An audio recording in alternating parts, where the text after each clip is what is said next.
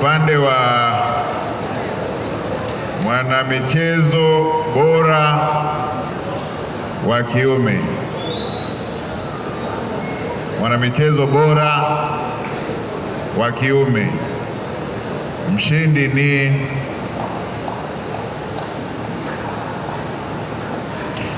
Alphonse Felix Simbu.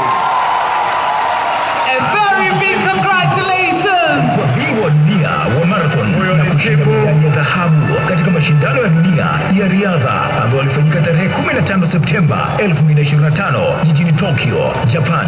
Alishinda medali ya fedha kwa kushika nafasi ya pili katika mashindano ya Boston Marathon ambayo yalifanyika tarehe 21 April 2025 nchini Marekani. Alishinda medali ya fedha kwa kushika nafasi ya pili katika mbio za Tata Steel Kolkata World 25K ambazo zilifanyika tarehe 21 Disemba 2025 nchini India.